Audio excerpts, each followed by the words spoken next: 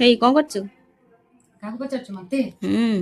ଓହୋ ଦେଖେ ଆଜି ହେଲା ଆମର ପଣା ସଂକ୍ରାନ୍ତି ନା ଓଡିଆ ନବବର୍ଷ ତା ସହିତ ହନୁମାନ ଜୟନ୍ତୀ।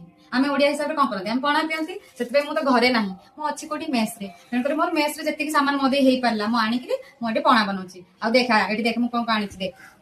ଏଟା ହେଲା ଶାଗୁକୁ ମୁଁ ଟିକେ ବତୁରେଇ ଦେଇକି ଟିକେ ଗରମ ପାଣିରେ ଫୁଟେଇ ଦେଲି, ତାପରେ ଧୋଇ ଦେଇକି ଏମିତି ରଖିଛି ଶାଗୁ। ଆଉ ଏଟା ହେଲା ପଣାର ମେନ୍ ଇନଗ୍ରେଡିଏଣ୍ଟ ଯୋଉଟା କି ବେଲ, ଆମର ପାଚିଲା ବେଲ। ତା ସହିତ ଏଠି ନେଇଛି ଡାଳିମ୍ବ, ଏଠି ନେଇଛି ପାଚିଲା କଦଳୀ, ଆଉ ଏଠି ନେଇଛି ଗୋଲମରିଚ, ଏଟା ଗୋଲମରିଚ। ତା ସହିତ ଏଟା ନେଇଛି ଆମର ଉଖୁଡା, ତା ସହିତ ଏଟା ନେଇଛି ନଡିଆ, ତା ସହିତ ଆମର ପଡିବ। ଆଉ ଏଇଠି କଣ ଅଛି ହେମଦସ୍ତାରେ? ଆଚ୍ଛା ହେମଦସ୍ତାରେ ଭୁଲି ଯାଇଥିଲି, ସରି। ହେମଦସ୍ତାରେ ମୁଁ ଏଇଠି ଯୋଉ ଗୋଲମରିଚ ଆଉ ଟିକେ ଅଦାକୁ ଛେଚି ଦେଇଛି, ଯୋଉଟା କି ଭଲ ଲାଗିବ। ଆଉ ଆମେ ସ୍ୱାଦ ପାଇଁ ଟିକେ ଲୁଣ ଦେଇପାରିବା, ଟିକେ ଚିନି ବି ଦବା। ଆଉ ଆଗ ଦେଖିବା ଯଦି ଫଳରେ ଆମର ମିଠା ସେତିକି ଠିକ ଠାକ ହେଇଗଲା ତାହେଲେ ଆମେ ଚିନି ଦବାନି।